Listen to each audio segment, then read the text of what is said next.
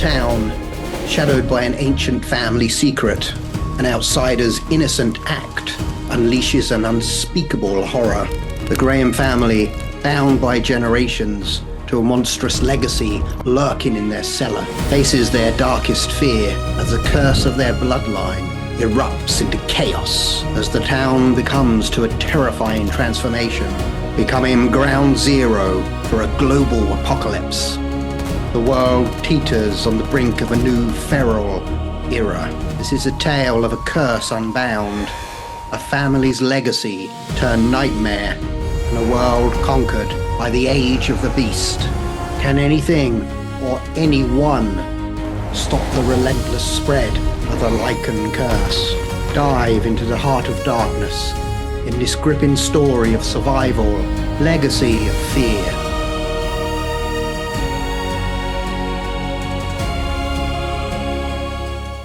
Chapter 1. The Beast Below. The Graham family's old manor, perched on the outskirts of a sleepy town, had always been the subject of whispered rumours, but within its aging walls, a secret far darker than mere gossip lay hidden. On this stormy night, as lightning cleaved the sky, the heavy rain muffled the sounds from below the house. In the dank, shadow-draped cellar, an ancient chain rattled eerily. The darkness was almost absolute, broken only by the occasional flicker of a distant storm, revealing glimpses of something sinister. There, bound by heavy iron chains, was a creature of nightmares, a werewolf, its once human features twisted into a grotesque mask of feral rage. Its eyes, glowing faintly in the dark, were filled with an unquenchable fire of hatred and hunger. With each thunderclap, it lunged violently, the chain straining against the brute force of the beast, echoing through the cellar like the bell of doom. Its growls were low and guttural, a sound born of centuries of confinement and fury. Above, in the house's cozy parlour, the Graham family gathered in a circle. Their heads were bowed, hands clasped tightly as they recited their nightly prayer. The ritual was as old as the curse itself, passed down through generations. Each word, murmured in unison, was a plea for protection, a chant to keep the darkness at bay.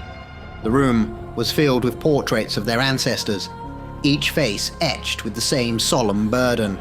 The current generation of Grahams, John, the stern patriarch, Eliza, his devout wife, and their 2 children, young Ethan and curious Alice, all bore the weight of their lineage, a lineage marred by a chilling legacy, the beast that dwelled beneath their feet. As the prayer reached its crescendo, a loud clatter erupted from below, causing the family to pause, their hearts skipping a beat. It was a sound they had grown accustomed to, yet it never failed to instill a sense of dread. John's eyes met Eliza's, an unspoken understanding passing between them. The curse of their ancestor, a spectre from a bygone era, remained ever present, a constant reminder of the darkness that lurked within their own blood. Outside, unbeknownst to the Grahams, a lone figure approached the manor, seeking refuge from the storm. This stranger, Tom, would soon unwittingly set into motion a chain of events that would unearth long-buried secrets and challenge the very foundation of the Grahams' existence. As the storm raged on, the boundaries between past and present, human and beast, began to blur, and the Graham family found themselves on the precipice of a terror that had been brewing for centuries. Chapter 2. The legacy passed down. The clock in the Graham family's old parlour chimed, its sound echoing through the corridors of the house, a constant reminder of the passing of time. But in this home, time held a different meaning. It was both a guardian and a menace. John, as a boy of 10, remembered one such evening distinctly. The rain was tapping gently against the window pane as he sat in the study with his father, Edward Graham. The room was filled with the scent of old books and the smouldering embers of the fireplace. It was there that Edward decided to unveil the heavy mantle of their family's legacy to young John. His father's voice was steady, but laced with an undercurrent of something John could not quite understand then. Perhaps it was fear, or maybe sorrow. "John," his father had begun, "you are old enough now to understand the truth about our family. The secret we guard is not just a matter of tradition, it is a matter of survival." He told John of their ancestor, a man of noble stature and good heart, who had fallen prey to a terrible curse. In the 1800s, transformed into a werewolf, he became a creature of the night, driven by primal instincts. "This beast in our cellar, your great-great-great-grandfather, is beyond redemption," Edward had said, his eyes reflecting the flames from the hearth. "He is driven by an insatiable hunger, a desire to hunt and kill. We cannot reason with him, for he thinks not as a man, but as a feral wolf." Edward had taken a deep breath before continuing. "We are the keepers of this curse, John.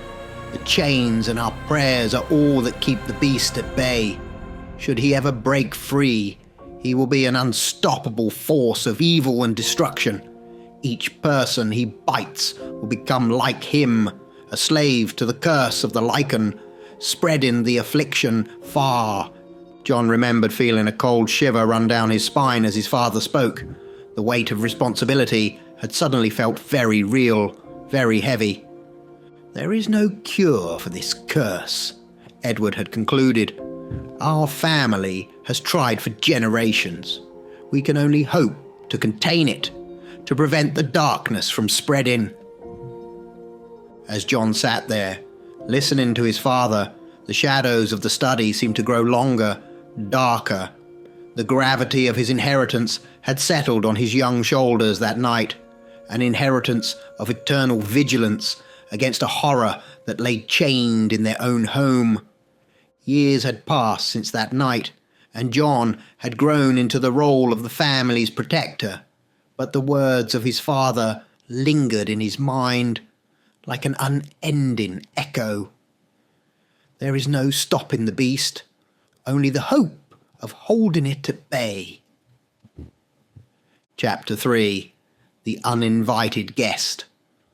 On that fateful night, as the storm raged outside, casting the Graham family's manor in a silhouette of foreboding shadows, there came a knock at the door. It was an unexpected sound that cut through the howling wind and the family's evening prayers. John, cautious and wary, opened the door to find a stranger standing in the downpour. The man, soaked to the bone, introduced himself as Tom, a traveller caught unawares by the violent storm. He pleaded for shelter, his eyes begging for compassion. But John, bound by the unspeakable secret they harboured, could not risk a stranger's presence. "You are not welcome here," he stated firmly, his voice barely concealing the fear of what lay beneath their home. With those cold words, he shut the door in the stranger's face, leaving Tom to the mercy of the storm.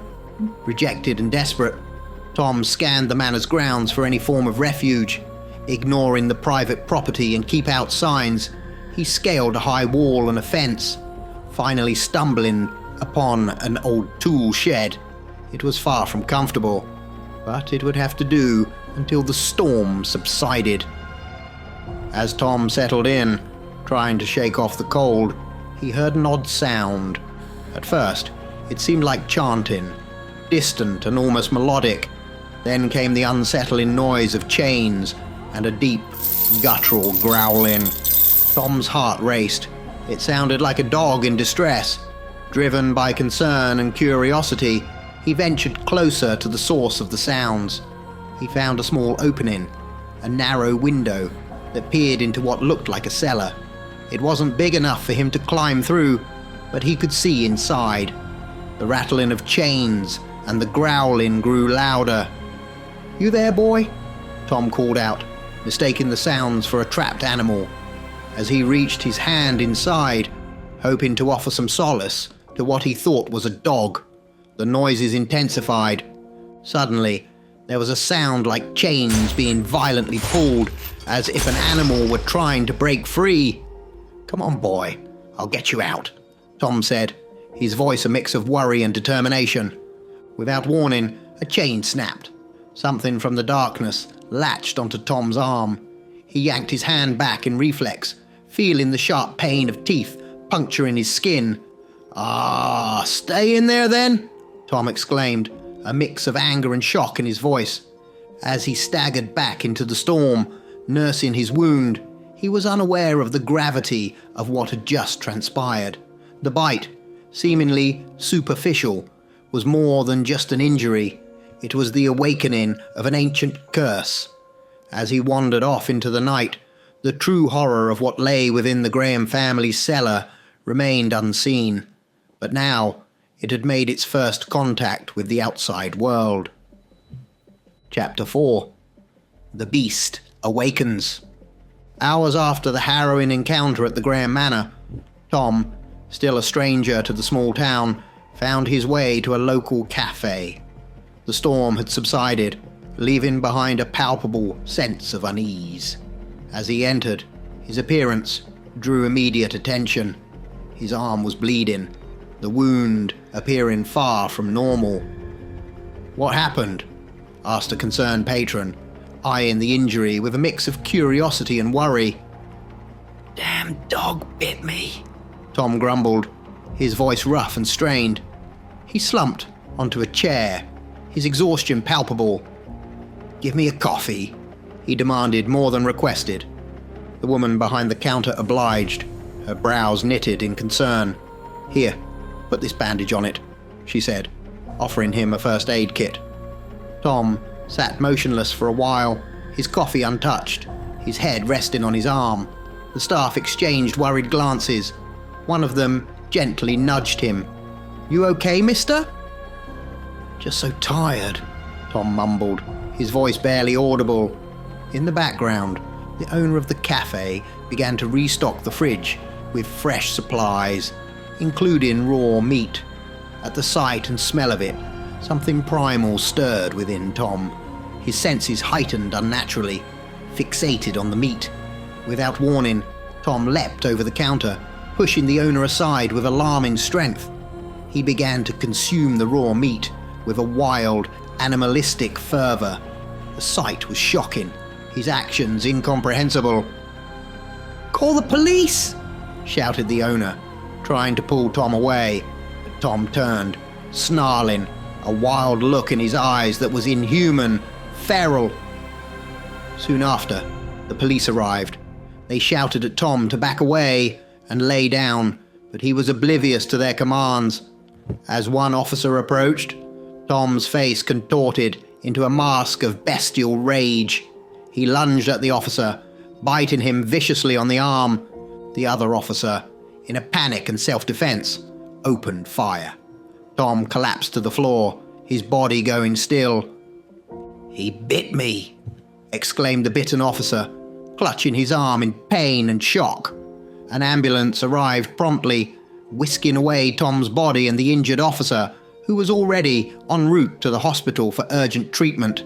Little did they know, the incident at the cafe was just the beginning.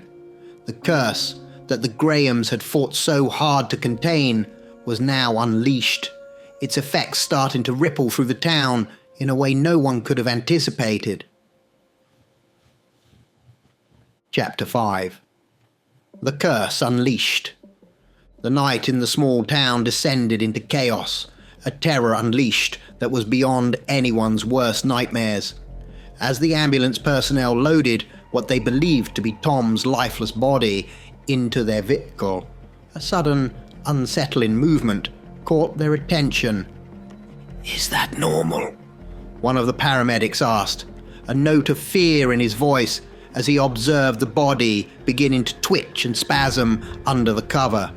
Before either could react, a horrific transformation occurred. The body mass visibly grew, morphing into something grotesque and unnatural. In a terrifying moment, the cover was violently thrown off, revealing not the man they had loaded, but a monstrous werewolf. With features of a wolf but standing on two legs. The beast, in a fit of pure rage, leapt at the nearest ambulance worker, biting and clawing in a frenzied assault. The second paramedic suffered the same fate before the creature darted off into the night, its howl echoing ominously throughout the town. Shocked shop owners and bystanders came out to witness the commotion, only to be greeted by a scene of blood-curdling carnage. The two bodies of the ambulance workers lay motionless in pools of blood. Then, to the horror of the onlookers, the bodies began twitching. Muscles spasmed and contorted as the two men underwent a grotesque transformation, rising up as feral, raging werewolves. Panic ensued as the shop owners screamed, desperately trying to lock themselves in their establishments, but their efforts were in vain as the newly turned werewolves smashed through doors and windows, assaulting anyone in their path with ruthless savagery. Meanwhile, at the hospital, the officer who had been bitten by Tom in the cafe was undergoing a similar horrifying metamorphosis. In the emergency room, amidst the hustle and bustle of medical staff, the officer's body convulsed uncontrollably. As the staff tried to restrain him, thinking it to be a seizure, the transformation completed. He stood, now a monstrous werewolf, eyes glinting with primal fury. The hospital erupted into screams and chaos as the werewolf launched itself at the unsuspecting medical personnel and patients. Security guards and police, called to the scene, were met with a creature of nightmares, far beyond their training or understanding. Back in the town, the night was filled with howls and screams, a symphony of terror. The curse that the Graham family had contained for generations had broken free, multiplying and spreading like wildfire. The town was now facing an epidemic of lycanthropy, a disaster they were wholly unprepared for. As the night progressed, the situation grew more dire, with no apparent solution in sight, and the full moon watching over the town like a silent, ominous witness to the unfolding horror. Chapter 6. Desperate measures. In a matter of days, the once peaceful town had transformed into a nightmarish epicenter of lycanthropy. The rapid spread of the curse left the authorities with no choice but to call in the military. A perimeter was swiftly established around the town, a formidable barrier against the lycan outbreak. Tanks, heavy machine guns, and the latest in military technology formed an impenetrable line of defense. General Williams, in charge of the operation, surveyed the scene with a grim expression. If just one of these creatures gets out, the entire country is doomed, he stated gravely to his aides. His voice carried the weight of the dire situation, each word underscored by the seriousness of their task.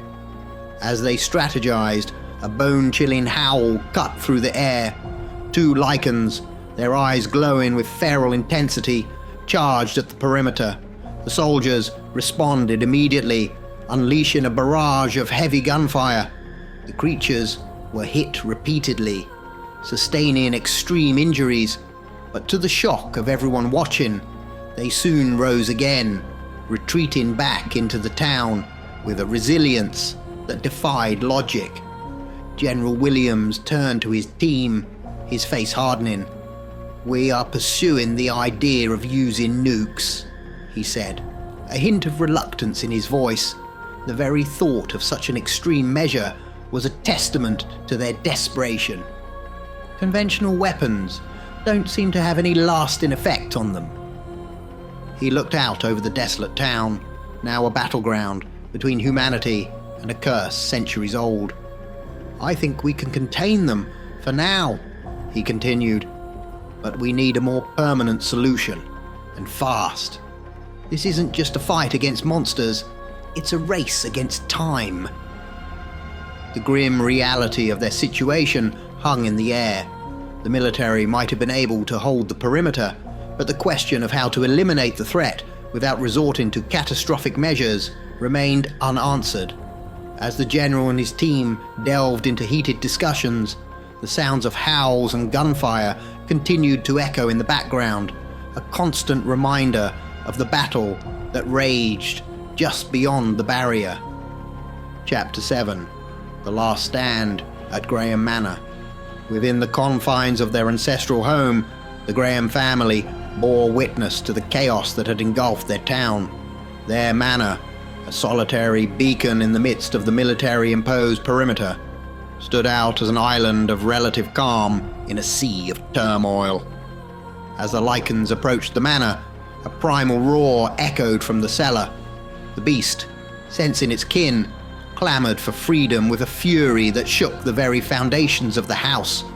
But the Grahams, steadfast in their duty, began their ancient prayers, a ritual passed down from father to son. These prayers seemed to create an invisible barrier, repelling the encroaching Lycans. Somewhere, it spread, John murmured, his voice a mix of disbelief and dread. All we can do is stay here and protect the beast. If he escapes, no one out there will stand a chance. Outside, the sound of gunfire grew closer, signaling the approach of the military. Through a window, John saw armed forces converging on their manor. It became evident that they had noticed something peculiar: the Lycans' inability to cross onto the Graham property. A short while later, a knock sounded at the door, more assertive than any visitor before. John cautiously opened it to find a captain and a team of 6 soldiers. They entered quickly, securing the door behind them. One of them radioed in, "We're here." The captain, eyeing the Graham family, asked bluntly, "What's your story?" "You need to leave. This is private property," John replied, his tone firm yet laced with an underlying urgency. "I don't think so," the captain countered, his gaze piercing. "We've observed the Lycans. They're being repelled from your manor, and we need answers." The tension in the room escalated as 2 worlds collided. The military, desperate for a solution to a crisis beyond their understanding, and the Graham family, guardians of a centuries-old curse. John knew that the secrets of the Graham Manor were now on the verge of being exposed. Whether this revelation would bring salvation or further damnation was a question that hung heavily in the air, as the howls of the Lycans outside mingled with the steady rhythm of military discipline. Chapter 8. The Unleashing. The howl that resonated from the basement of the Graham Manor was unlike anything the military team had ever heard. It was a sound that seemed to embody pure, unadulterated menace. "What's that noise?" the captain demanded, his hand instinctively rested on his weapon. "That," John said with a gravitas that silenced the room, "is mankind's doom. If you venture down there, you will unleash a prophecy of man's end. The Lycans outside are mere shadows compared to the beast in the cellar. It cannot be stopped, only subdued." The captain, skeptical yet intrigued, made a decision. "We'll take a look." John positioned himself defiantly in front of the cellar door. "My sworn duty is to keep it locked away, even if it costs my life. There will be no life if it escapes." But the military team, driven by urgency and desperation, pushed him aside aggressively. The Graham family, realizing their pleas were in vain, began to form a circle, chanting their ancient prayers with renewed fervor. As the team descended into the basement, the distant sounds of gunfire and howls filtered through the air, a chaotic symphony of the battle raging outside. The basement was dark, an abyss that seemed to swallow all light. As they opened the heavily bolted door, they peered into the gloom. There, in the shadows, they could just make out a figure. The beast, a nightmare made flesh. Upstairs, the Graham family continued their chant, a desperate plea for containment. but their voices faltered as they heard gunfire and screams emanating from below, followed by a haunting silence. Then came the sound of heavy footsteps ascending the basement stairs. The family's chant grew more intense, a futile effort to ward off the inevitable. They watched, hearts pounding in terror, as the creature, now free from its chains, walked past them, its eyes glowing with an unholy light. The beast paused for a moment, as if acknowledging the futile efforts of the family, before exiting the house into the night. The Graham Manor, once a stronghold against the curse, had fallen. The ultimate horror, the source of the curse, was now unleashed upon the world. The family's chants faded into a mournful whisper, their legacy shattered. The night air was filled with the sound of howls, a chorus of the damned, as the creature merged with its kin, leading an army of nightmares into the darkness. Chapter 9. The Fall of the Perimeter. At the military's fortified blockade, General Williams and his troops braced themselves for another assault. The air was tense, heavy with anticipation and fear. Soldiers manned their posts, weapons at the ready, eyes scanning the horizon for any sign of the lichens. "There they come again," General Williams muttered, his voice betraying a hint of fatigue from the relentless attacks. But this time, something was different. Among the approaching lichens, a massive figure stood out, dwarfing its kin in both size and aura of menace. "Look at the size of that one," the general exclaimed, a sense of dread settling in. The soldiers trained their weapons on the approaching horde, focusing on the colossal beast leading the pack. As they opened fire, a chilling realization dawned on them. Their bullets, which had at least slowed down the other lichens, seemed to have no effect on this behemoth. It kept moving forward, an unstoppable force of nature, as if each bullet was nothing more than a nuisance. Behind the beast, hundreds of townsfolk turned lichens followed, a horrifying testament to the curse's rapid spread. The soldiers' fire did little to stem the tide, as the lichens, emboldened by the presence of their formidable leader, surged forward with renewed ferocity. The beast reached the barrier, and with a display of brute strength, began to tear through the defenses as if they were made of paper. Soldiers, caught off guard by the sheer power of the creature, were overwhelmed in moments. The screams of the fallen filled the air as they, too, began to transform into the very monsters they had fought against. At military headquarters, far from the chaos, officers listened in horror over the radio. General Williams's voice, once steady and commanding, was now filled with terror and desperation. "They've broken through," he screamed, the sound of destruction and mayhem echoing through the transmission. The line went dead, leaving the room in stunned silence.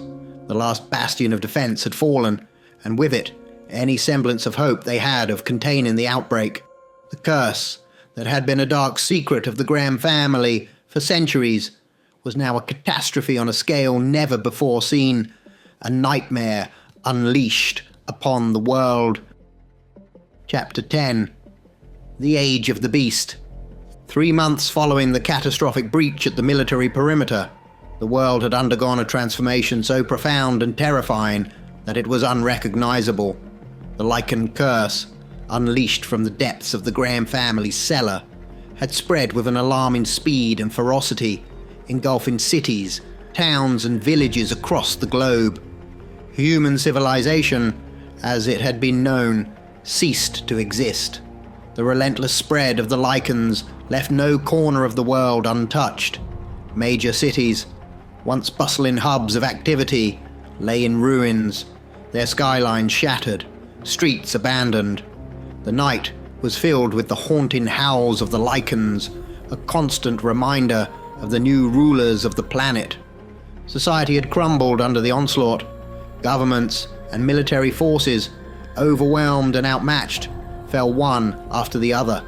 Attempts at creating safe havens or developing a cure were futile, crushed under the overwhelming numbers of the lichens. Human survivors were few, scattered across the globe, hiding in remote areas, always on the move to avoid detection. The world had entered a new era, the age of the beast. The lichens, now the dominant species, roamed the lands freely.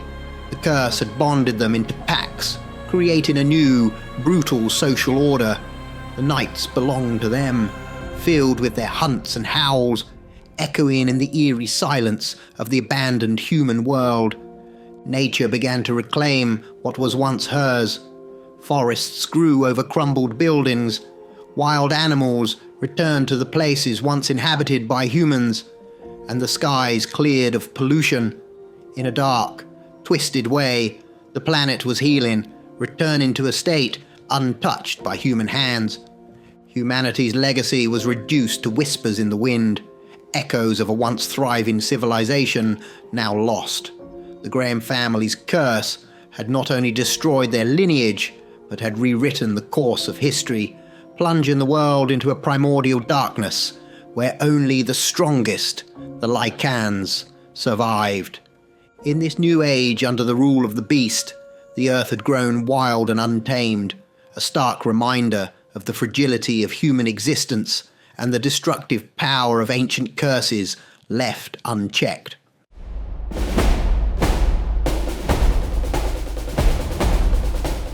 And so the curse was released, not by fate, not by prophecy, but by a moment of weakness, a night in the rain.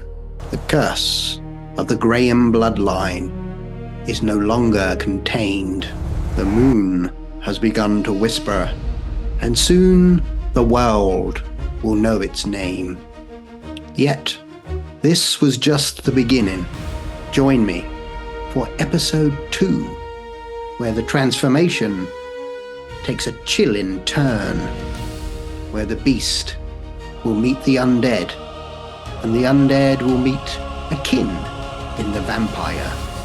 Until then, stay in the shadows.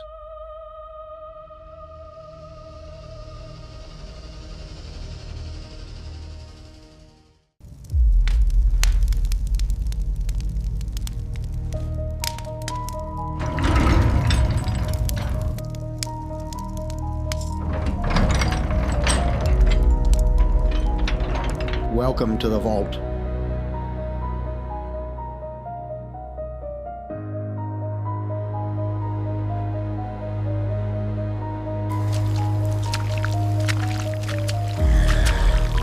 Every tale, every nightmare, now gathered, catalogued, and waiting. The entire world of the shadows, all in one place.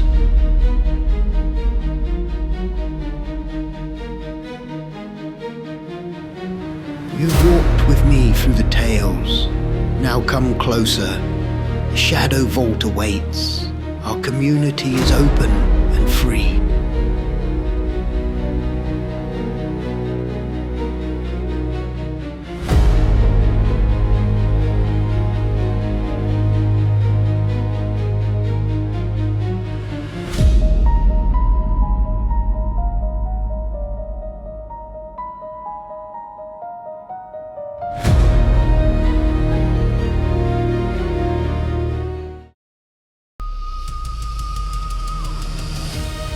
In a world ravaged by ferocious werewolves, humanity teeters on the brink of extinction.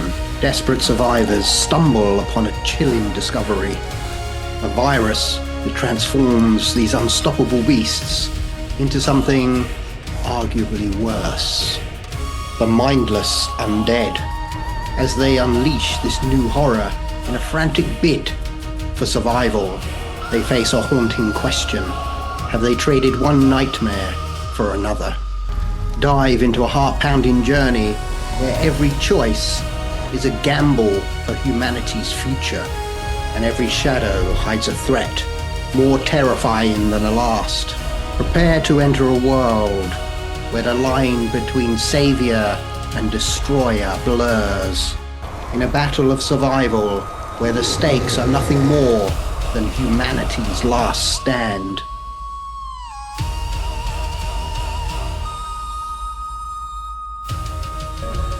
Chapter 1. The Fall of Civilization. The world had changed. It was no longer the domain of bustling cities, teeming with life and the hum of humanity. Now it was a realm of shadows and fear, ruled by creatures of nightmare. The werewolves had taken over. It had started subtly at first, incidents reported as wild animal attacks in remote locations, but then the horror spilled into the cities. With each full moon, more and more fell prey to the werewolf's curse. The infection spread like wildfire. Every bite from these monstrous beings transformed the victim into one of them. Within months, the cities, those great hubs of civilization, had fallen. Skyscrapers, once symbols of human achievement, now stood as haunting silhouettes against the moonlit sky, their windows like lifeless eyes gazing down on the desolate streets. The nights were filled with the howls of the werewolves, echoing through the empty avenues and abandoned vehicles. What was once vibrant urban life had been replaced by the rule of the lycanthropes. Humanity was forced to retreat. Survivors fled to rural areas, farmlands, and hidden enclaves in the mountains. These places, once considered remote and isolated, became sanctuaries for the remnants of mankind. Here, far from the ruined cities, small communities clung to life. They fortified old farms, abandoned schools, and any structure that could offer shelter.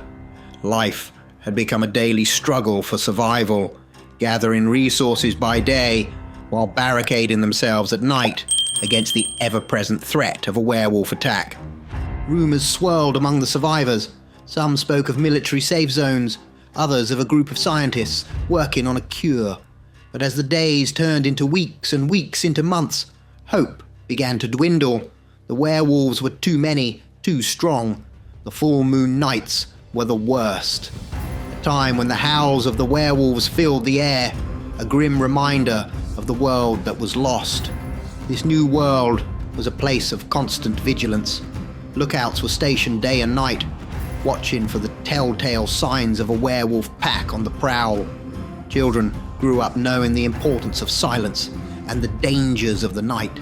The stories of the past, of movie theaters, shopping malls, and bustling city life seemed like fairy tales from another age. In these desperate times, trust was a rare commodity. Bands of survivors occasionally crossed paths, exchanging news and supplies, but always with a wary eye. The fear of betrayal was real, not just from fellow humans, but from the possibility that one among them could be hiding the curse, waiting for the next full moon to reveal their true nature. As the first chapter of this harrowing tale closes, the stage is set for a world hanging in the balance, where the remnants of humanity are on the brink of extinction. The werewolves reign supreme in the urban jungles, their howls a haunting melody of the new world order. But among the whispers of the wind, in the heart of the rural hideouts, a flicker of hope remains. Little do the survivors know, a discovery lies waiting, one that could change the course of this apocalyptic nightmare. But with it comes the risk of unleashing something even more terrifying than the beasts that roam the night. Chapter 2. The Journey to Hope. As the dawn broke over the rugged landscape, casting long shadows across the makeshift settlement, three figures huddled around a dimly lit map. They were an unlikely trio, brought together by circumstance and a shared goal to find a cure for the werewolf curse. Captain Marcus Donovan, a grizzled military veteran, ran his finger along a faded route on the map.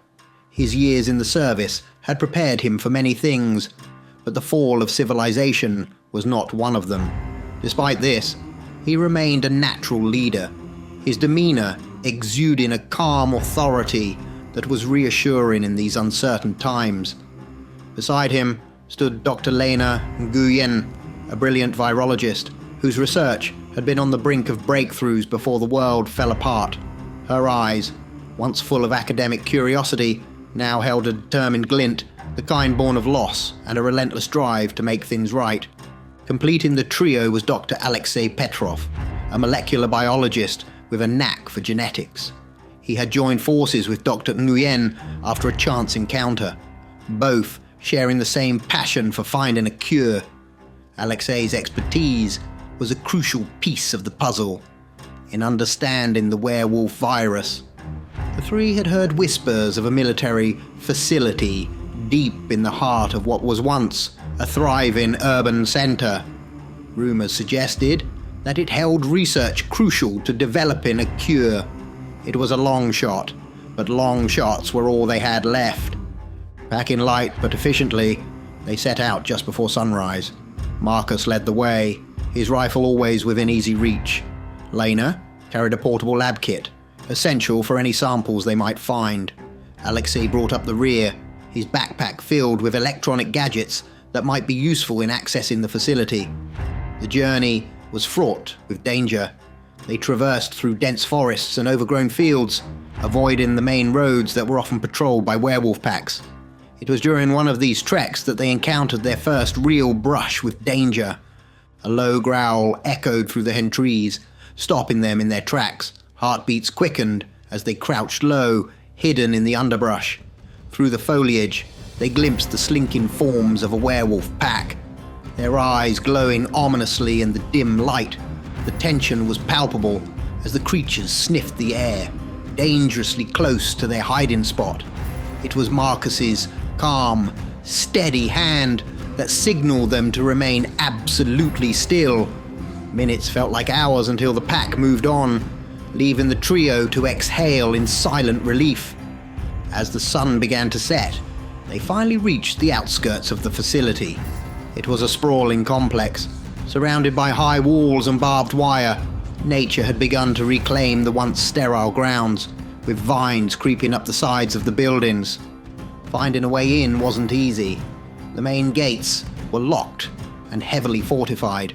It was Alexei who spotted an old drainage system, partially hidden by overgrowth. Working together, they pried open the rusted grate and made their way through the narrow tunnels. Emerging inside the compound, they found themselves in a world frozen in time. Papers were strewn about, equipment lay abandoned, and a thick layer of dust covered everything.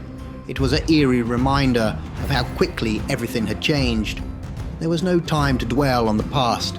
The facility held secrets, perhaps the key to turning the tide in this relentless struggle. As they ventured deeper into the heart of the complex, the sense of anticipation grew. What they found could be their last hope, a beacon in the darkness of a world overrun by beasts. But as they were soon to discover, some secrets come with a price. Chapter 3. The Siege of Shadows. The night was clear, stars twinkling in a sky unmarred by the lights of civilization. In a secluded woodland clearing, a small band of survivors huddled around a flickering campfire, their faces etched with the weariness of constant vigilance. This was their refuge, a makeshift camp, fortified with whatever materials they could scavenge: barbed wire, wooden spikes, and an array of rudimentary alarm systems made from cans and strings. Despite their exhaustion, there was an air of camaraderie among them. They had become a family of sorts, bound together by the shared goal of survival in a world that had turned against them. Their camp, though humble, was a bastion of humanity in the midst of chaos. Suddenly, the tranquil night air was shattered by the shrill ringing of the alarm system. Panic ensued as everyone sprang into action, grabbing weapons and rushing to their defensive positions. The camp, usually so full of life and laughter, became a battleground. From the darkness of the surrounding woods, they came. Hundreds of werewolves, their eyes glowing with a feral hunger, descended upon the camp with ferocious speed. The air was filled with the sounds of snarling, growling, and the desperate cries of the survivors. The defenders fought bravely, but they were overwhelmingly outnumbered. The makeshift barricades, so carefully constructed, were torn apart like paper. Each horrific bite from the werewolves turned another human into a lycanthrope, swelling their ranks, even as the human numbers dwindled. The camp, once a symbol of human resilience, was quickly overrun. Tents were ripped apart, the fire trampled underfoot, and the air filled with the scent of fear and blood. It was a massacre, swift and brutal. The werewolves moved through the camp with ruthless efficiency, leaving behind only destruction and the newly turned werewolves who rose to join their ranks. In the aftermath, the clearing that had once been a haven of hope and survival lay in ruins. The few survivors who had managed to escape disappeared into the night, carrying with them the harrowing memories of the siege and the devastating loss of their sanctuary. The night grew silent once more, the stars now witnesses to a world where humanity was not just fighting for survival, but slowly losing its very essence to the encroaching darkness. The transformation of the camp into a lair of werewolves was a chilling reminder of the relentless tide of the lycanthropic plague, a tide that was washing away the last remnants of the world as it once was. Chapter 4. The ethical dilemma. The abandoned military base, once a hive of activity and scientific inquiry, now lay in silent desolation. Captain Marcus Donovan led the way, his flashlight cutting through the darkness, revealing long corridors lined with abandoned equipment. Dr. Lena Nguyen and Dr. Alexei Petrov followed closely, their own flashlights darting around, illuminating forgotten remnants of a world lost to chaos. Their footsteps echoed in the empty halls until they reached the main laboratory. The door, ajar, creaked ominously as they pushed it open. Inside the lab was a time capsule of the last days before the collapse. Papers were scattered across desks, whiteboards filled with complex formulas, and computers stood idle, their screens dark. As they sifted through the documents, a chilling realization dawned on them. The notes detailed exhaustive research on the werewolf virus, its effects, and potential countermeasures. But one entry stood out. There was no cure for the werewolf curse. The scientists had, however, stumbled upon something else.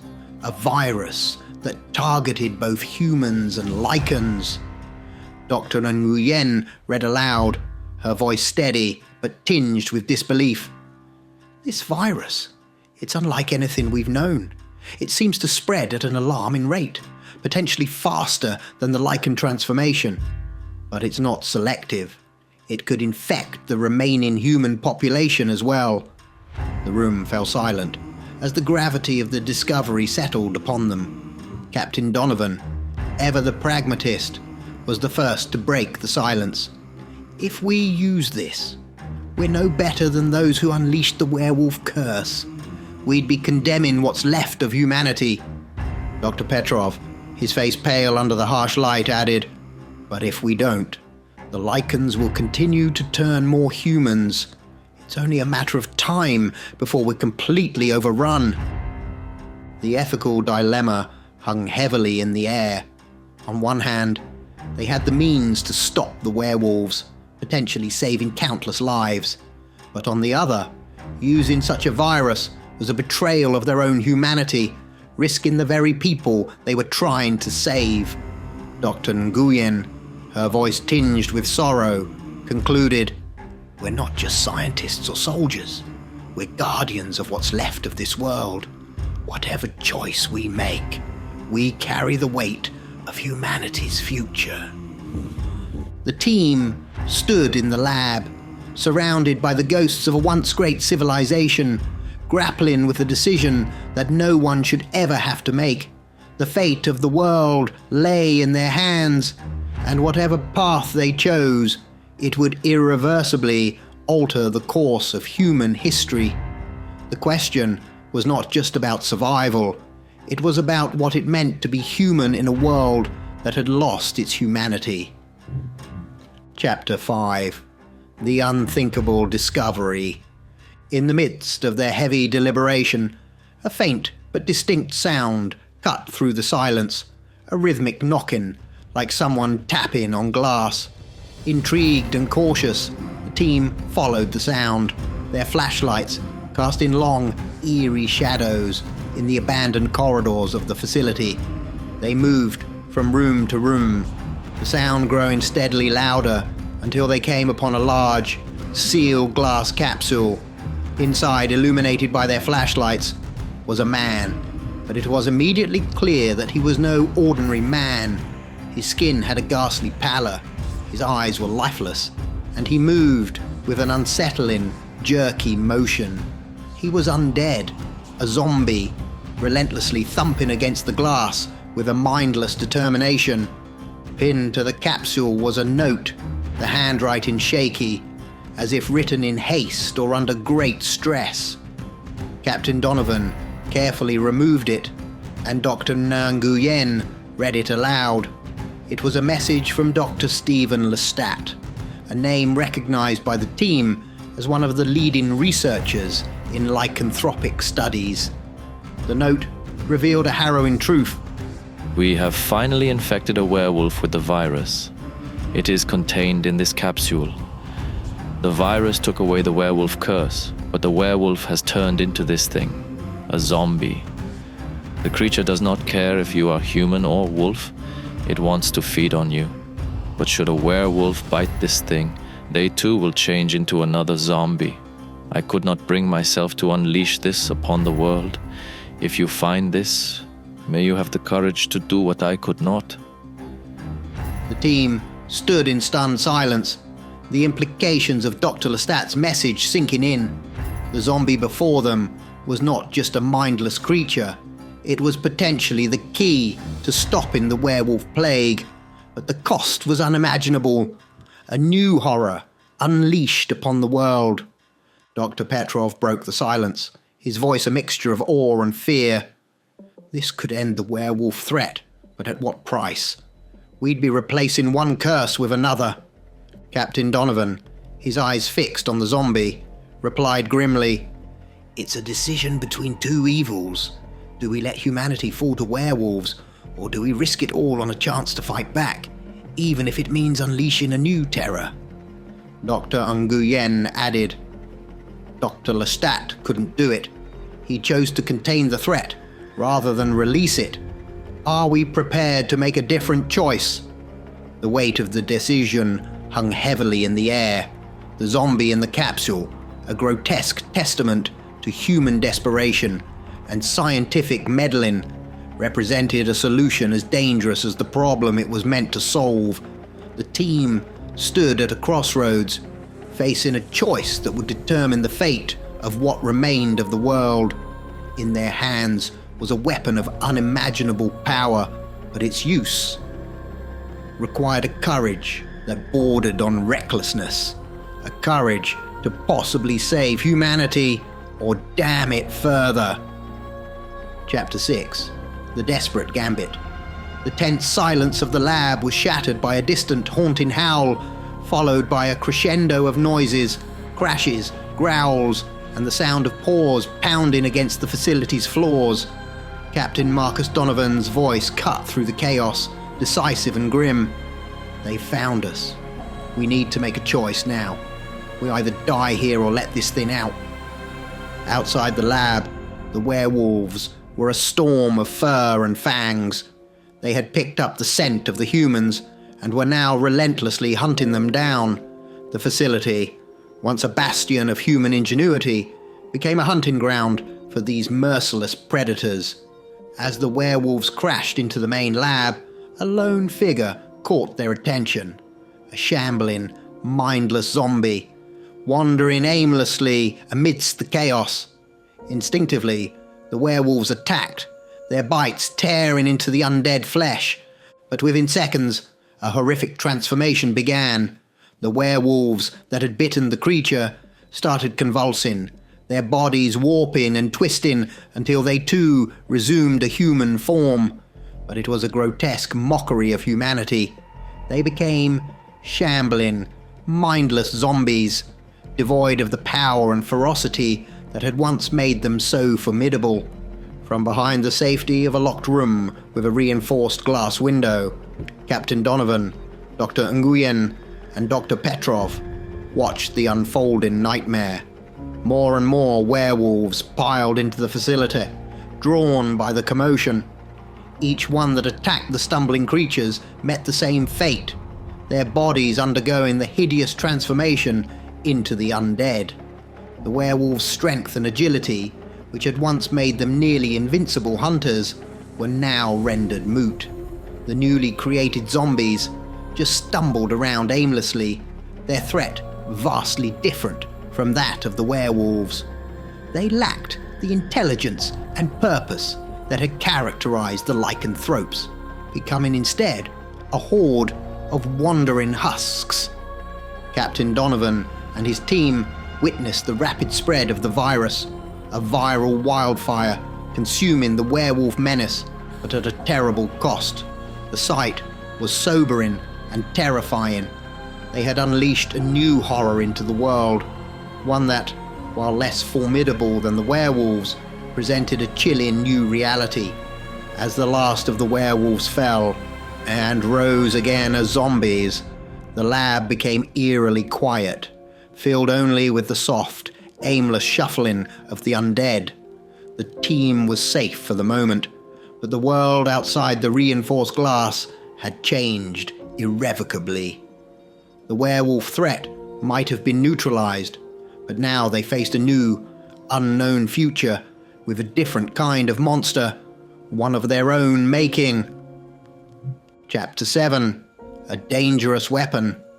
As the team surveyed the eerie stillness of the lab, Dr. Lena Nguyen's voice cut through, determined and resolute. "I need some of their blood.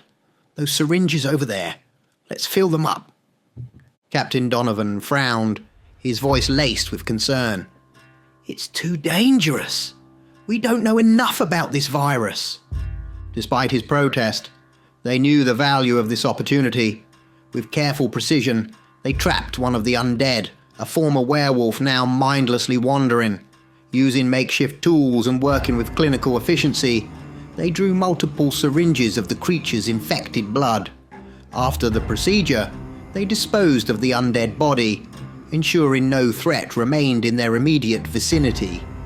Dr. Nguyen then attached one of the syringes to the end of a long pole, effectively creating a spear-like weapon. This makeshift tool carried with it the potential to turn any werewolf it pierced into a zombie, a weapon of last resort. With their grim task completed, the trio made their way out of the facility, moving stealthily to avoid attracting attention. The world outside seemed even more foreboding now, a landscape fraught with dangers both known and unknown. Their journey back to camp was tense and fraught with peril. At one point, a lone werewolf, drawn by their scent or perhaps just wandering aimlessly, lunged at them from the shadows. Reacting swiftly, Dr. Nguyen thrust her syringe-equipped spear at the beast. The creature convulsed as the virus took hold, transforming before their eyes into a shambling undead.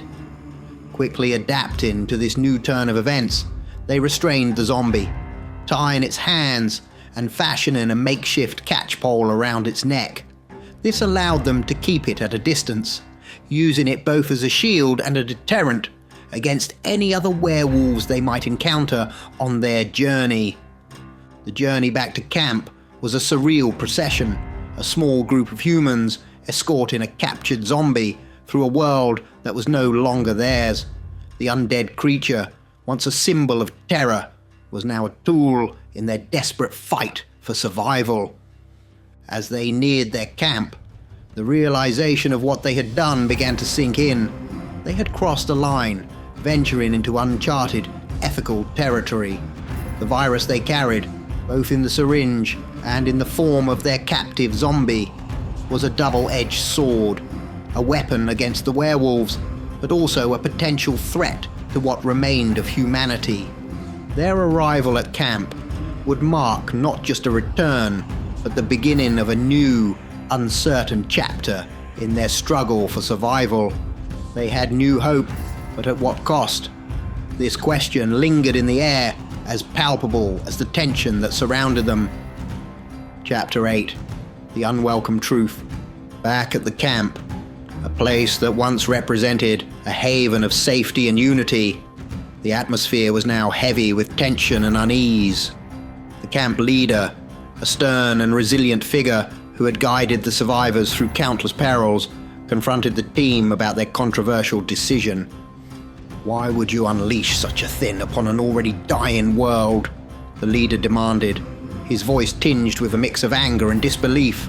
Dr. Lena Nguyen stepped forward, her voice calm but firm. "We've seen what the werewolves can do.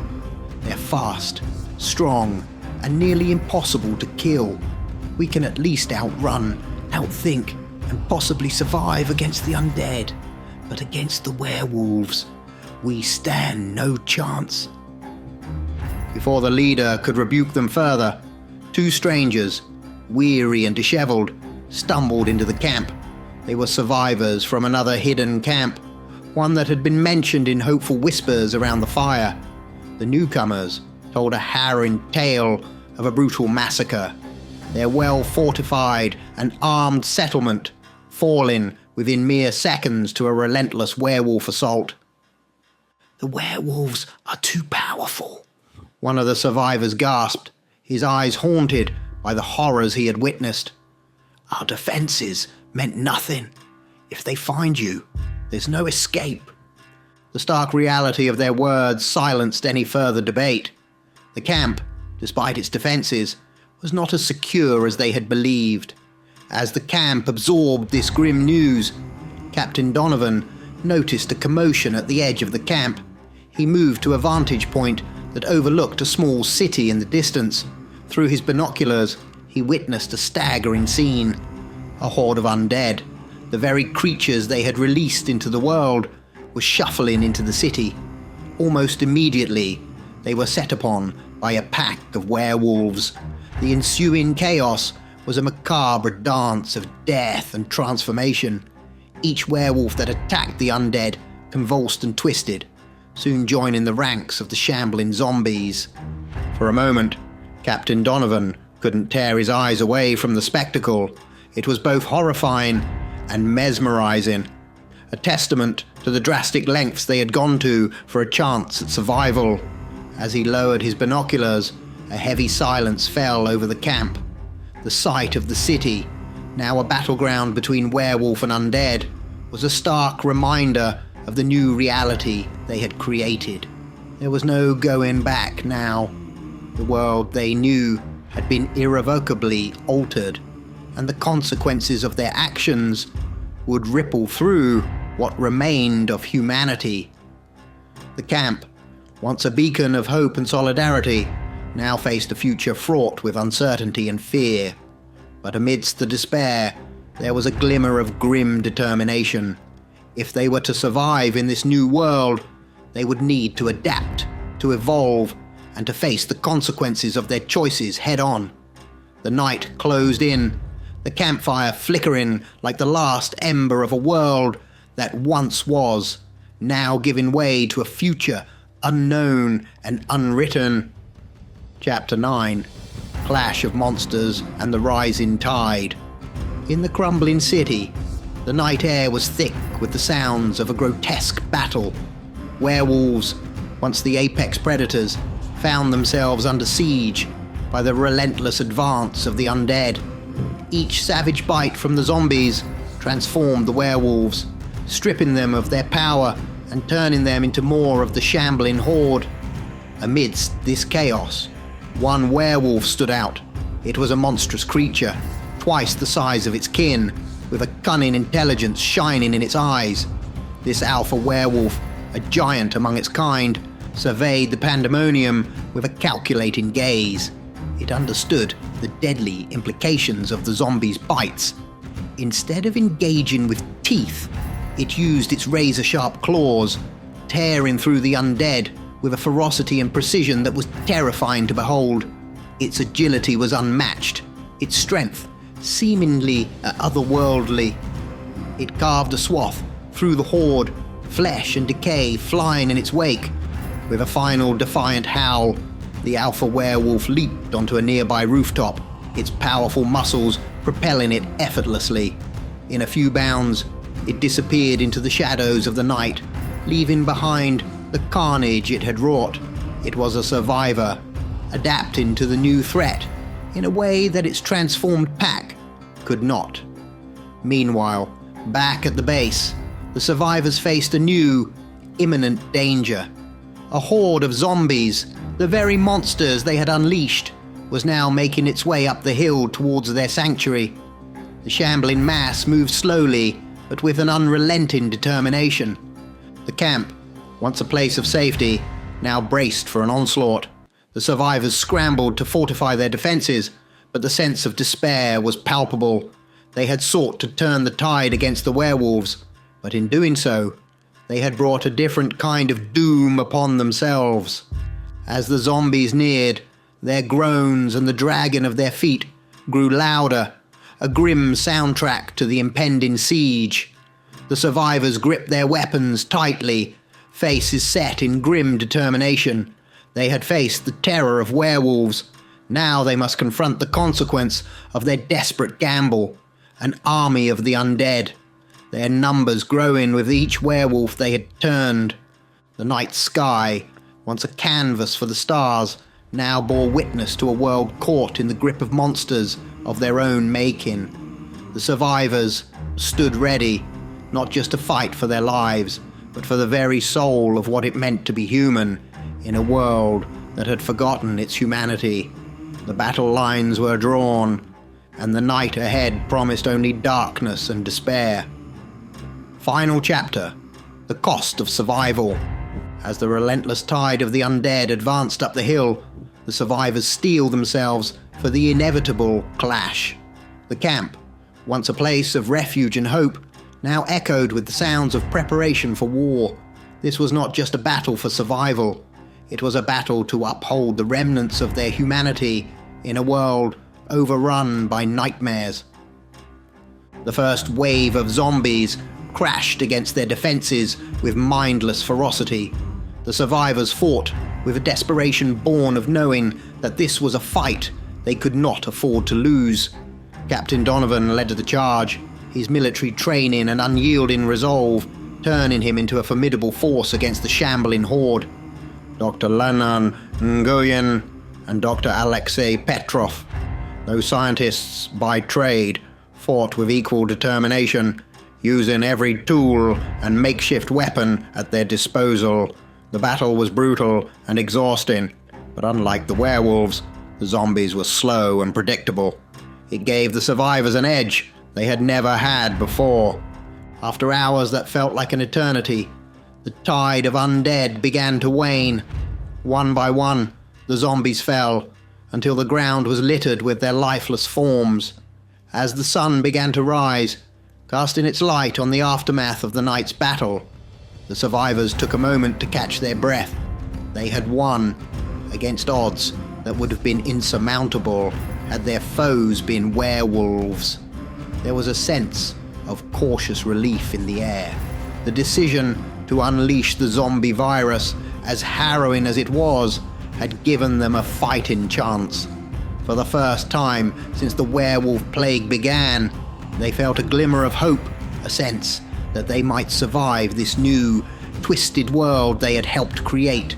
But their respite was short-lived. As they surveyed the horizon, their hearts sank. Another horde of undead, larger and more relentless than the first, was making its way toward the camp. The reality of their situation settled in like a cold, unyielding weight. This was their new world, a world where victory was fleeting and every triumph was followed by a greater challenge. The survivors braced themselves once again, knowing that this cycle of battle and brief respite might be their fate for days, months, maybe even years to come. They had chosen this path over a world dominated by werewolves, but the cost of that choice was a never-ending struggle against an enemy that knew no fatigue, no fear, and no mercy. As the final chapter of their story closed, the survivors stood together, united in their resolve.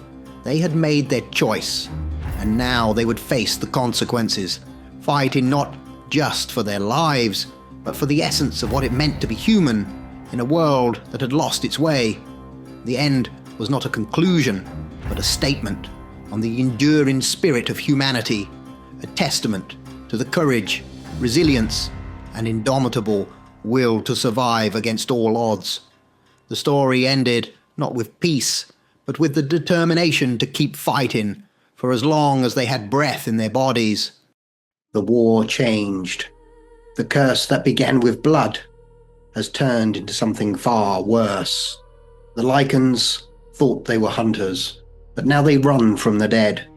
In the ashes of science and superstition, one truth remains. Every darkness gives birth to another. And soon, something older will awaken, not from rage, but from need. For the living are dwindling, and there are beings in this world that cannot drink from the dead. In the next chapter, they will rise, not to rule, but to restore the balance of hunger itself. You see, even monsters need a purpose. So prepare for Crimson Dawn Episode 3, the remastered version, Rise of the Elders. Who is Professor Shadow? A storyteller born from darkness, a craftsman of fear and of truth, but before the shadows there was light. He doesn't just speak of monsters, he's fought them. A champion of Brazilian Jiu-Jitsu. On the mats he learned what power truly cost, and how control can conquer chaos. Those lessons never left him. They became his stories. Every monster he writes is a reflection of that struggle. Discipline versus destruction, will versus surrender. Now the fighter has become the voice in the dark. The man who faced real battles tells us why we fear imaginary ones.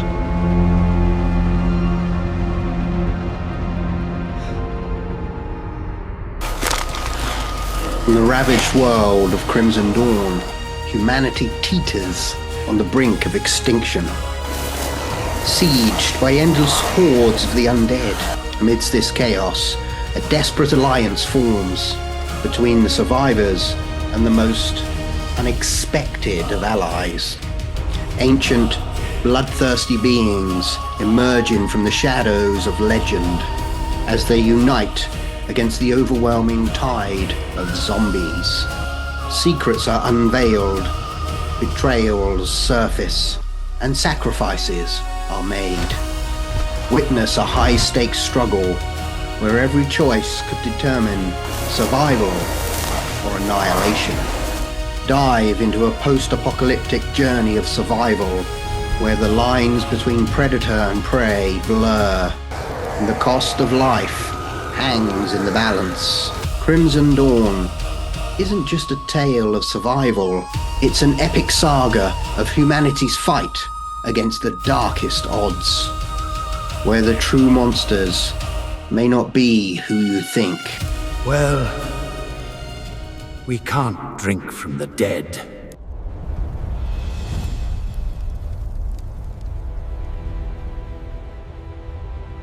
Chapter 1. The Fall. The sun hung low in a dust-choked sky, casting an eerie pallor over the crumbling cityscape.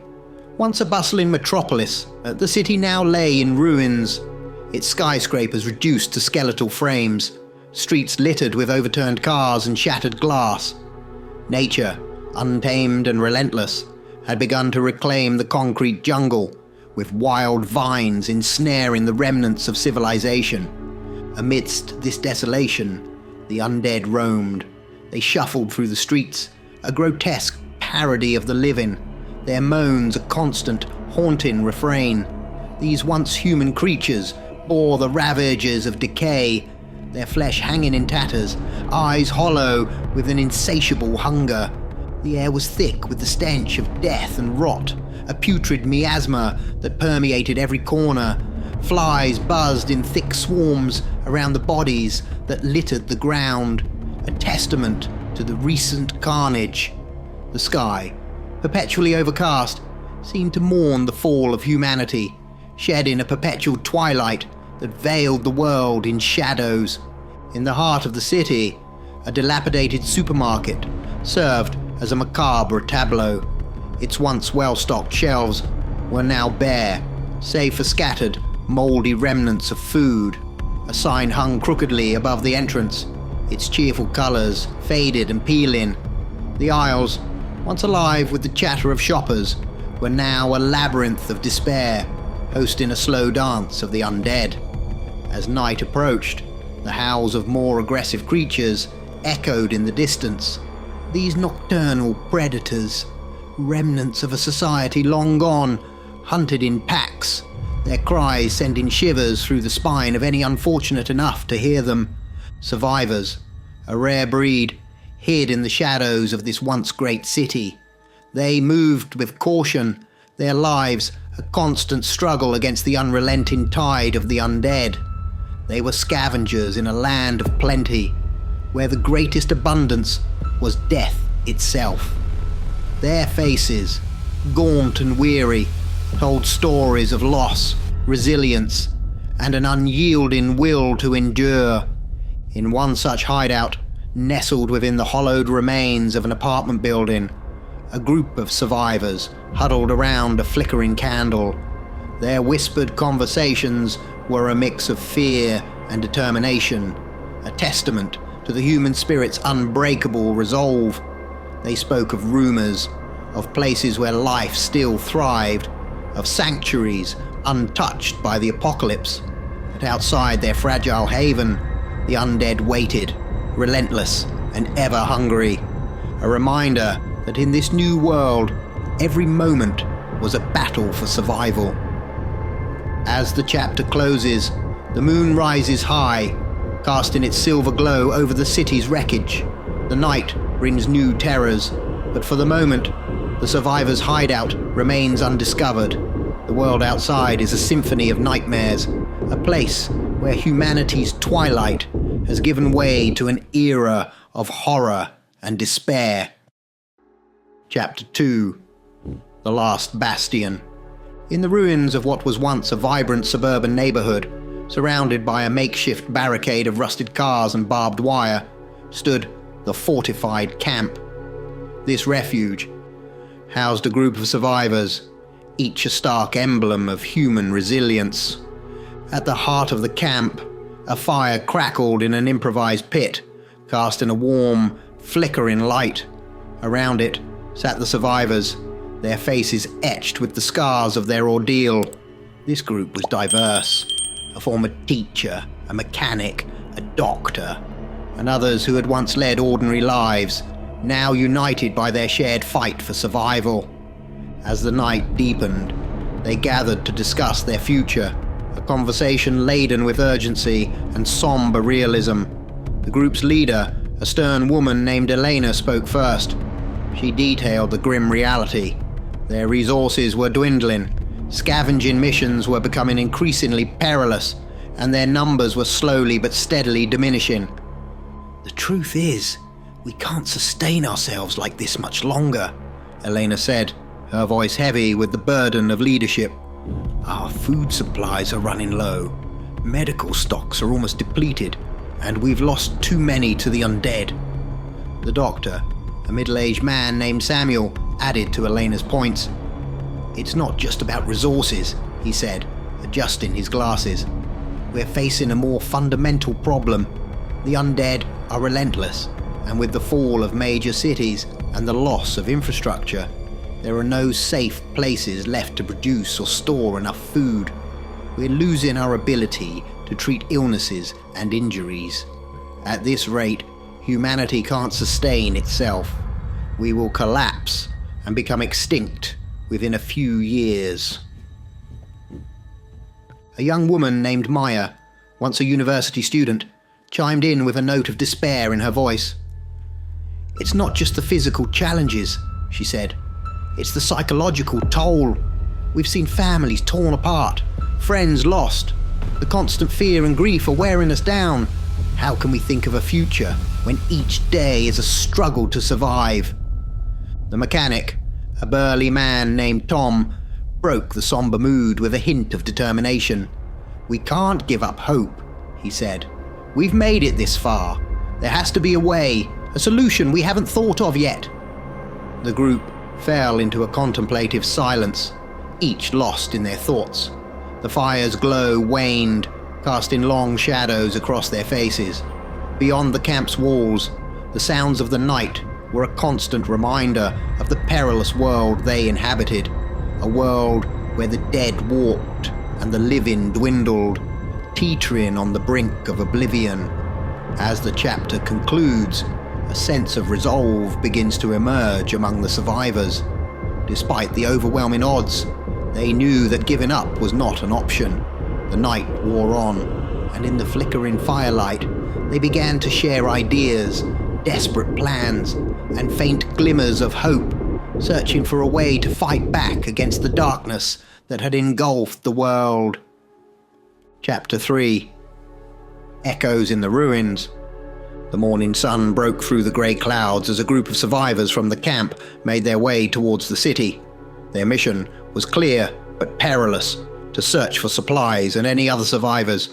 The city, once a bustling hub of life, now stood silent and desolate, its streets empty, buildings looming like silent sentinels of a bygone era.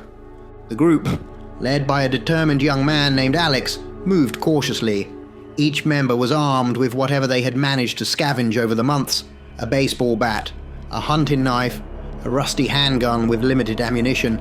They communicated in hushed tones, their eyes constantly scanning the lifeless surroundings. As they reached the city centre, a plaza surrounded by what were once shops and cafes, they paused. Alex stepped forward, taking a deep breath. "Anyone here?" he called out, his voice echoing off the buildings, a stark contrast to the oppressive silence. For a moment, there was no response. Then faintly at first, came a sound that sent shivers down their spines, the unmistakable moan of the undead. It was a soft whisper, carried on the wind, growing louder and more numerous, like a chorus of the damned. The group exchanged panicked glances. The moaning swelled into a crescendo, and then, as if answering some unspoken command, the undead emerged. They poured out from the shadowed doorways of buildings, from the alleys, and from behind overturned cars. Their numbers were overwhelming, a tidal wave of decaying flesh and gnashing teeth. Alex and his team were frozen in horror. The moans were now deafening, a relentless sound that filled the air. The undead moved steadily closer, their movements slow but inexorable. The group was vastly outnumbered, their escape routes cut off by the advancing horde. Despair settled over the survivors. They had faced the undead before, but never in such numbers. This was no longer a mission for supplies. It was a struggle for sheer survival. The reality of their situation was stark and merciless. In this post-apocalyptic world, overrun by the undead, hope seemed like a distant memory. As the chapter closes, the group backs into a tighter circle, weapons raised in a futile gesture of defiance. The moans of the undead grow louder, drowning out all other sounds. In the heart of the ruined city, surrounded by a sea of the walking dead, the last flicker of hope in their eyes dims under the overwhelming shadow of despair. The apocalypse, it seems, leaves no room for salvation. Chapter 4. Shadows and Salvation. As the sun began its descent, casting long shadows over the decaying city, Alex and his group found themselves backed against an old crumbling wall. The undead, numbering in the hundreds, closed in on them, a relentless, shambling mass. With no escape in sight, the group faced the grim reality of their situation. In these final moments, as the undead drew near, the survivors looked at each other, understanding the inevitable. They exchanged quiet farewells, each accepting their fate, with a mix of fear and resignation. Alex, his voice steady, offered a few words of solace. "We did our best," he said. "In this world, that's more than most can say." Just then, As the first of the undead reached out with rotting hands, something inexplicable happened. A shadow, swift and silent, began to move through the horde. The undead did not seem to notice this presence, but as it passed through them, they fell to the ground, lifeless. The survivors watched in stunned disbelief as the shadow moved with lethal grace, cutting a swath through the undead. But still, the horde pressed on, seemingly endless. Suddenly, the shadow materialized in front of them. It was an old man, his skin like weathered leather, his eyes piercing in their intensity. "We cannot keep this up for long, unless we feed," he said, his voice a rasping whisper. "I need the blood of the living. I will only take what I need. It's your only hope of survival, and it will not kill you." The group exchanged wary glances, fear and confusion written on their faces. After a tense moment, Maya stepped forward, her expression resolute.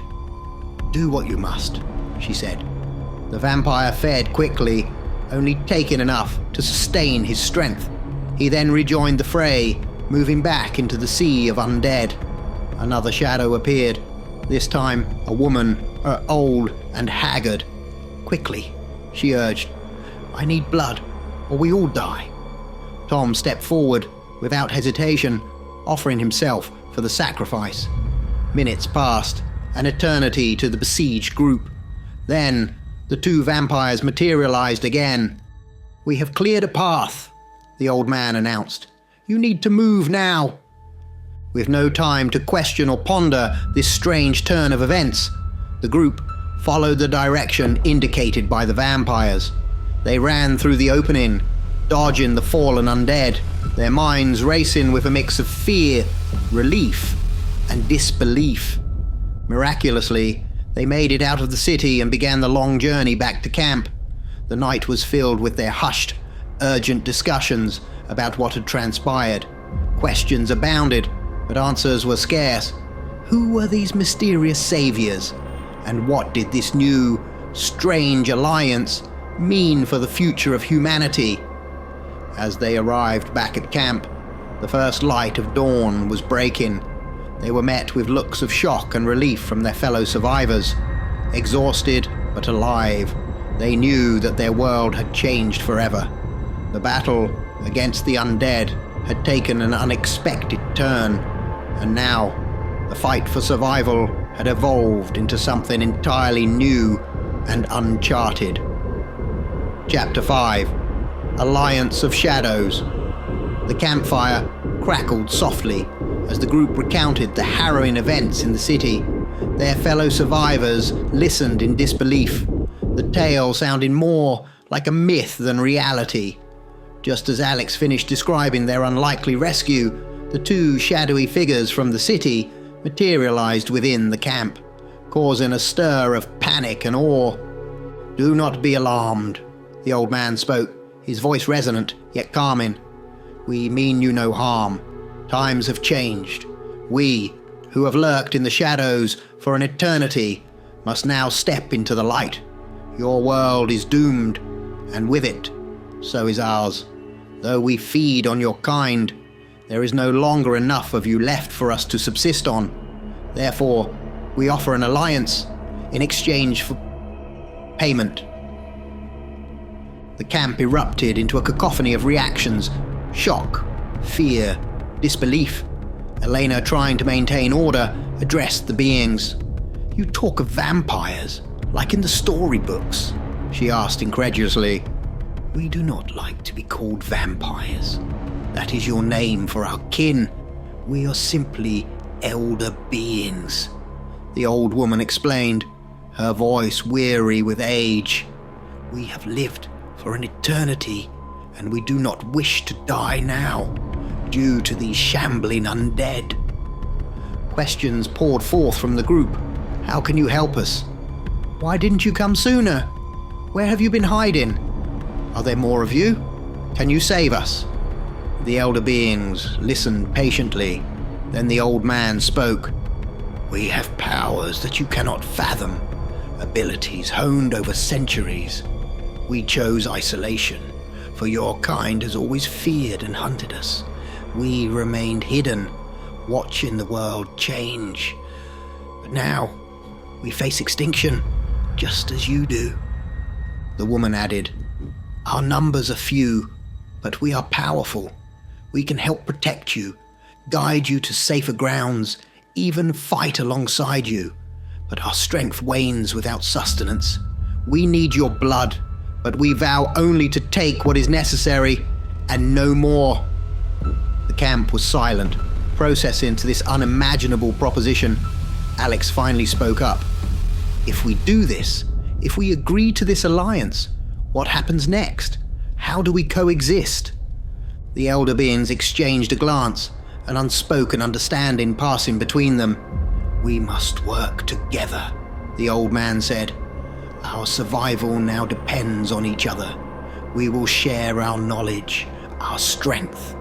Together, we can find a way to turn the tide against the undead." As the fire burned low, the group deliberated. The proposition was frightening, but the alternative was certain doom. Slowly, a consensus formed.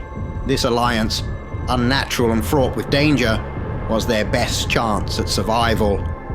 The night ended with a tentative agreement, a pact forged between the living and the ancient beings. As dawn approached, a new chapter in their struggle for survival began, filled with uncertainty, but also a glimmer of hope in the face of overwhelming darkness. Chapter 6. The Elder's Dilemma. Before the world succumbed to the undead, the elder beings existed on the fringes of human society, shrouded in secrecy. They were far from the storybook vampires glamorized in films and literature.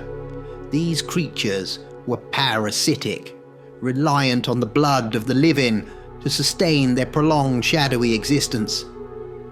The chapter opens in a time before the outbreak, in a dimly lit underground haven. Here, the elder beings resided, their appearance starkly contrasting the popular image of vampires. They were old, weathered, their skin like dried parchment, stretched over brittle bones. Their eyes, though ageless, carried a tiredness that spoke of centuries lived in the shadows. They could not pass for humans. They looked too sickly, too aged. As the zombie outbreak began, the elders watched from their hidden sanctuaries with growing concern. Initially, they saw the chaos as a mere curiosity, a temporary disruption in the world above.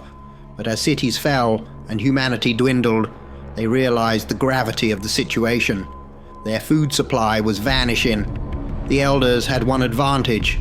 They could walk among the undead undetected, as they too were devoid of life in the traditional sense. But this offered little solace. They could not feed on the dead, and opportunities to feed from the living became increasingly scarce. In the depths of their lair, the elders convened, a gathering that hadn't occurred for many decades. They debated their course of action, their voices echoing in the cold, stone chamber. The reality was clear. Without the living, their existence was threatened. An ancient, wizened figure among them, known as the Sage, spoke. "We must adapt, or we perish. The living are our salvation as much as we are theirs. Our survival now intertwines with theirs in a way we never anticipated." A plan began to take shape, one of mutual survival. They would emerge from the shadows, offer their strength and knowledge, in exchange for sustenance. It was a desperate measure, a gamble that went against centuries of secrecy and isolation. But desperate times called for desperate measures. As the chapter closes, the elders, once rulers of the night, now faced a new reality. Their age-old existence was upended, forcing them into an uneasy alliance with their prey. This was a new era, one where the line between predator and protector blurred, and survival hinged on the fragile bond between the living and those who had lived too long. Chapter 7. The Unholy Pact. Back at the camp, after much deliberation and with a sense of grave necessity, the group agreed to align with the Elder Beings. The two representatives of the Elders, now identified as Varric and Alara, nodded in acceptance. "Excellent," Varric responded with a gravelly voice. "There are 5 of us, 5 Elders.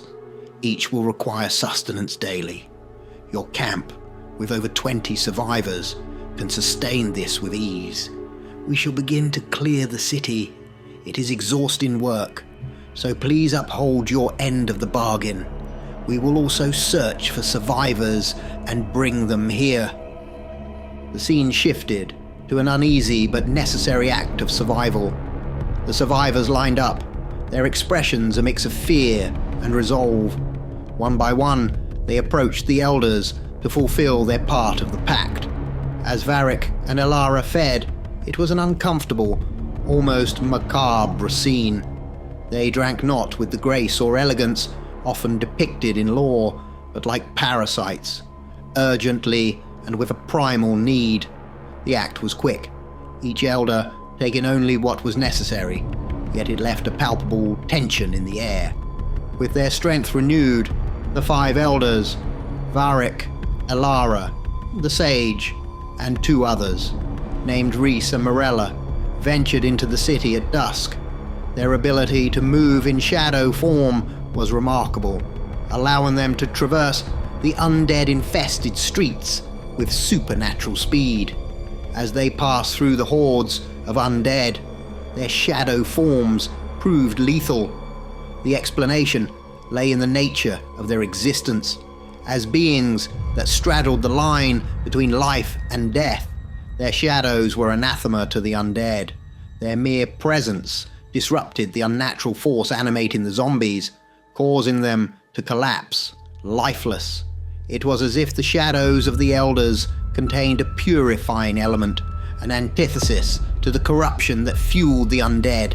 The chapter vividly described the Elders' assault.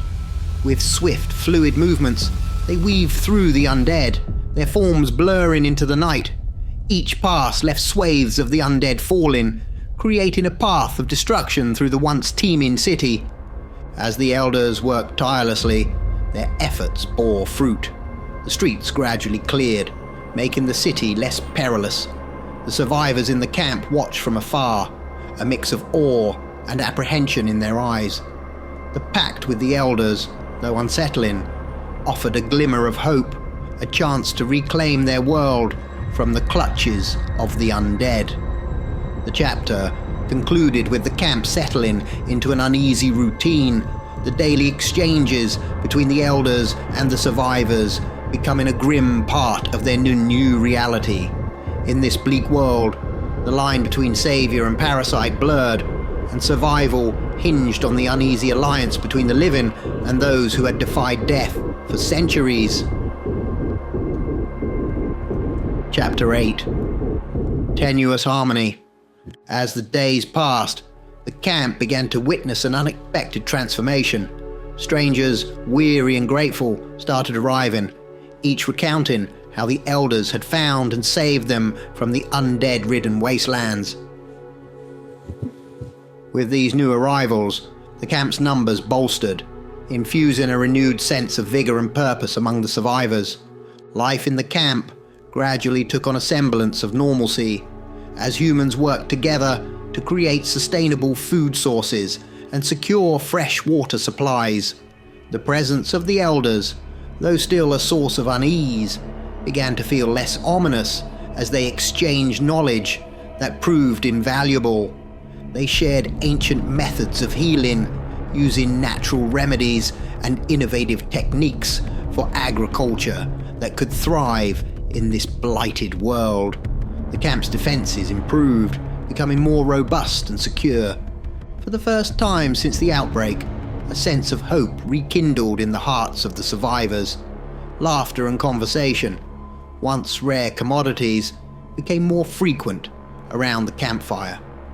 Children, who had grown accustomed to silence and fear, began to play in the camp's safer corners. However, beneath this burgeoning sense of community and progress, a current of dissent flowed. A small faction within the camp, led by a hardened man named Donovan, viewed the alliance with the Elders with growing resentment. They're just helping us, as they would help cattle. To them, we're nothing but food. Donovan whispered conspiratorially to his followers. Meetings were held in hushed tones under the cover of darkness, as this group planned to revolt against the camp leadership and the Elders. They saw the pact as a betrayal of humanity, a surrender to creatures that they believed saw them as mere sustenance. Donovan rallied his followers with impassioned speeches about freedom and the danger of becoming dependent on the Elders. As the chapter drew to a close, the camp, once a symbol of survival against all odds, stood on the brink of internal strife. The delicate balance achieved through the alliance with the Elders faced a threat not from the outside, but from within. Unbeknownst to the camp's leaders and the Elders, plans were being laid that could unravel the fragile peace and safety they had worked so hard to build. In the dead of night, Donovan and his followers sharpened their weapons and steeled their resolve, preparing to act on their convictions. The camp, asleep and unaware, was on the cusp of a conflict that could change the course of their survival and redefine the nature of their alliance with the Elder Being. Chapter 9. The Breaking Point. The nightly routine in the camp had become a familiar scene. Members of the now thriving community lined up to fulfill their part of the agreement with the Elders. Tensions, however, were simmering beneath the surface. As one member, a close ally of Donovan, stepped forward in line, he suddenly shouted, "I refuse to feed these parasites. We are nothing but cattle to them." His outburst sparked an immediate uproar in the camp. Some rallied to his side, echoing his sentiments, while others argued vehemently in defense of the Elders, reminding the dissenters of how they had been saved from certain doom. The camp was split into two factions, each side vehemently arguing their perspective. The air was thick with anger and fear, the situation teetering on the edge of violence. In the midst of the chaos, the sage, the most venerable of the Elders, stepped forward. "Stop," he commanded, his voice resonating with an authority that quieted the crowd. "You are free to leave this place any time you wish, and you are free to end our agreement whenever you desire. It is a mutual, beneficial agreement. Yes, we need to feed, but you also hold our existence in your hands, as we hold yours. Without you, we will perish." The sage continued, his words reflecting a philosophy of mutual benefit and trade. "Our alliance is not based on altruism or charity. It is a partnership where both parties gain something of value. This is the essence of a fair exchange, a principle that ensures survival and prosperity for both sides." Donovan stepped forward, his face twisted in anger. "I refuse to be treated as cattle," he spat. Before he could continue, Alex interrupted. "No, Donovan. What you want is to have your cake and everyone else's too. This mindset, the desire to take from those who produce and create stability while adding nothing of value yourself, is why humanity failed. You want to gain power through the efforts of others, seeing it as your entitlement. That's not going to happen here. You are free to leave and face the world without the help of our allies, but don't bring your destructive ideas here." In a sudden, rash move, Donovan lunged at the sage with a wooden stake, but to everyone's astonishment, the stake passed right through the Elder, as if he were made of mist. "That only works in the storybooks," the sage said calmly. The group, now firmly against Donovan and his ideology, quickly restrained him. After a brief but intense discussion, Donovan and a few of his followers were expelled from the camp. As they disappeared into the night, a sense of resolution settled over the camp. The chapter closed on a somber note, the community understanding the fragile nature of their situation more than ever. They had chosen survival, cooperation, and the difficult path of working with the elders. In this new world, the old rules no longer applied, and survival meant adapting to the unimaginable. Chapter 10. The Piper's Revenge.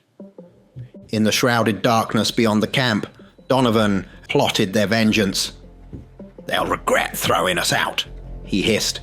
"If I can't have peace, then neither will they." Time passed, and life in the community flourished. The survivors, under the guidance of the elders, strengthened their defenses and resources, creating a semblance of stability in the chaotic world. One sunny afternoon, a strange noise disrupted the calm.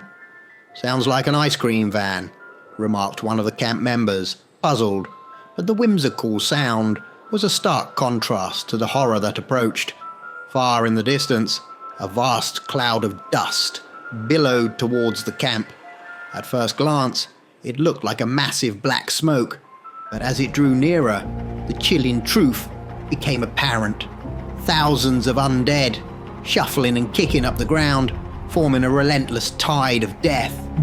At the forefront was Donovan, holding a makeshift speaker that blared a high-pitched nursery rhyme tune, eerily out of place amidst the horror it heralded. "He's like the Pied Piper," observed another camp member, "but leading zombies instead of rats." Alex, sensing the imminent danger, sprang into action. "Man the defenses," he shouted. "The elders can't help us in the daytime. We're on our own." The camp quickly mobilized. Thanks to the knowledge shared by the elders, their defenses were robust, but whether they could withstand such a massive onslaught was uncertain. The walls and barricades, reinforced with every available resource, braced for impact. As the horde approached, the camp readied themselves for the battle. Archers took their positions, while others armed themselves with whatever weapons they could find. The tension was palpable, the waiting excruciating. The undead, drawn by the haunting melody, advanced relentlessly. The camp's defenders steeled themselves, knowing that their survival depended on holding out until nightfall, when the elders could join the fight. The chapter closed on a scene of impending doom, the camp facing its greatest challenge yet. As the undead drew closer, the melody of the nursery rhyme played on, a macabre soundtrack to the desperate struggle that awaited them.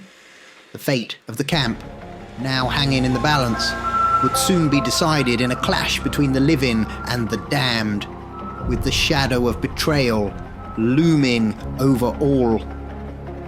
Chapter 11. The battle erupted with a ferocity that shook the very foundations of the camp. A seemingly endless tide of undead crashed against the camp's defenses, each wave testing the resolve and resourcefulness of the survivors. Donovan, having unleashed his vengeful horde, vanished into the chaos, a satisfied smirk on his face as he disappeared into the shadows. His betrayal had brought the camp to the brink of annihilation, but he seemed indifferent to the fate of those he had once lived among. The survivors fought with desperate courage. Arrows whistled through the air, makeshift weapons clashed against rotting flesh, and cries of determination echoed above the groans of the undead. The fortifications, strengthened by the wisdom of the elders, held fast against the onslaught, but the horde was vast, their numbers seemingly inexhaustible. Alex, at the forefront of the defense, rallied the camp with shouts of encouragement. "We just need to hold until nightfall," he yelled, his voice a beacon of hope amidst the despair. His figure, silhouetted against the chaos, was a testament to human resilience. Amid the clatter and clash of the battle, a fellow survivor, her face smeared with soot and sweat, turned to Alex. "Will even the elders be able to stop this many?" she shouted over the din of combat. Her question hung in the air, a stark reminder of the scale of their predicament. The chapter depicted a relentless struggle for survival. Every survivor, from the youngest to the oldest, fought with a fierce determination. They understood that this was not just a battle against the undead. It was a fight for the future of humanity, for the right to live in a world not ruled by darkness. As the sun began its slow descent, painting the sky in hues of orange and red, the intensity of the battle reached its zenith. The camp, a small island of life amidst a sea of death, held on with dwindling strength and dwindling hope. The chapter closed with the survivors, battered and exhausted, bracing for the next wave of undead. In the fading light, they clung to the hope that the elders would emerge with the night, bringing with them the strength to turn the tide. But the question remained, would their combined forces be enough to overcome this seemingly endless horde? Chapter 12, The Ultimate Sacrifice. The camp's last line of defense crumbled under the relentless pressure of the undead. "The defenses are breached!" A cry of terror rang out as waves of mindless zombies stumbled into the heart of the camp. Panic and chaos ensued as the survivors fell back to a small, makeshift fortification, their faces etched with fear and desperation. As night enveloped the world, the elders awoke to the commotion. Sensing the dire situation, they rushed to aid the embattled camp. The survivors, huddled in their final stand, looked up to see the elders approach, their faces a mix of hope and dread. The sage, the eldest and wisest among them, surveyed the overwhelming scene. "We are too late," he murmured. "If the humans fall, we starve and fall with them. We cannot clear this many enemies. We are doomed unless..." With those words hanging in the air, the sage's shadow roared upwards into the night, then descended with supernatural speed, striking the ground in the midst of the camp. His shadow form erupted outward like a wave of sound, a dark energy sweeping through the undead. Each creature it touched collapsed, lifeless. The wave of shadow energy, harmless to the living, was an awe-inspiring sight, expanding outward and felling the zombie horde in its wake. "No!" Varric screamed, understanding the cost of this miraculous intervention. The humans of the camp, witnessing the impossible, cheered, their lives saved once again by the elders. But as the shadow wave dissipated, a tragic scene was revealed. The sage's lifeless body lay where he had landed. The elders gathered around him, their expressions a mixture of grief and respect. The sage had sacrificed his eternal life for the survival of not just the humans, but his fellow elders as well. He had known this was the only choice. Without his sacrifice, both humans and elders would have perished. Varric and the other elders turned to face the human survivors, their faces somber in the dim light. As the camp members gathered around the fallen sage, a silence fell over the crowd. Varric spoke, his voice carrying a weight of sorrow and wisdom. "This," Varric began, "shows the necessity of working together for mutual benefit. Our greatest elder has sacrificed his eternal life to save us all. Let us no longer question who benefits more in our alliance. Instead, let us focus on building the best version of life we can, together." The chapter closed on a somber yet hopeful note. The survivors, united in their grief for the sage, also felt a renewed sense of purpose. The sacrifice of the sage had not only saved them, but also solidified the bond between the humans and the elders. The path ahead was uncertain, but now, more than ever, they understood the value of their alliance and the potential of what they could build together. Final chapter, Echoes of Vengeance. In a small clearing, surrounded by the remnants of a once flourishing world, Donovan sat brooding with two of his remaining followers. "Damn them!" he shouted, slamming his fist on the ground. "We need to come up with another way to get payback. As they plotted their revenge against the camp and the elders, a chilling noise pierced the silence of the night. Heavy breathing, a deep, guttural snarl, as if emanating from a savage beast, filled the air. They looked up, fear etching their faces, to see a terrifying sight. A massive wolf-like creature, its eyes glowing with a ferocious intensity. Before they had a chance to react, the beast was upon them. Their cries of terror and agony were swallowed by the vast emptiness of the wilderness, unheard by any living soul. The following day, a small group of undead, aimlessly wandering, stumbled upon the clearing where Donovan and his followers had met their gruesome fate. The scene was eerily quiet, devoid of life or a grim reminder of the world's harsh realities. As the undead shuffled through, they trampled over 4 sets of wolf tracks imprinted in the muddy ground. One set was noticeably larger than the others, suggesting the presence of an alpha creature, a being of formidable strength and power. The final chapter concluded with a sense of poetic justice. Donovan's quest for revenge had led to his undoing, a reminder that in a world overrun by darkness and death, the true monsters weren't always the undead or the supernatural beings of lore. Sometimes, the greatest danger lay in the hearts of men. The story of Crimson Dawn closed with the world still in the grip of apocalypse, but with a glimmer of hope. The alliance between the survivors and the elders, forged in necessity and sacrifice, stood as a testament to the resilience of life and the potential for unlikely bonds to form even in the direst of times.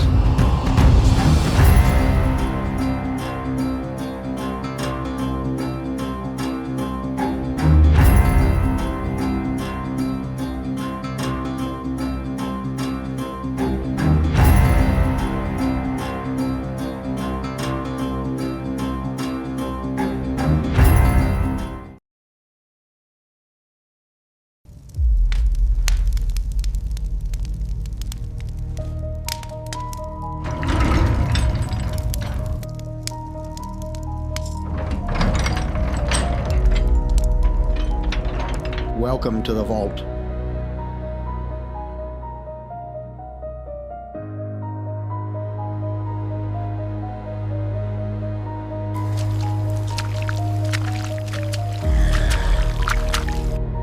They've all found their way here, the monsters, the dreamers, and those who see themselves in the dark. You've walked with me through the tales. Now come closer. The Shadow Vault awaits. Our community is open and free. Who is Professor Shadow? A storyteller born from darkness, a craftsman of fear and of truth, but before the shadows there was light. He doesn't just speak of monsters, he's fought them. A champion of Brazilian Jiu-Jitsu. On the mats he learned what power truly cost, and how control can conquer chaos. Those lessons never left him. They became his stories. Every monster he writes is a reflection of that struggle. Discipline versus destruction, will versus surrender. Now the fighter has become the voice in the dark. The man who faced real battles tells us why we fear imaginary ones.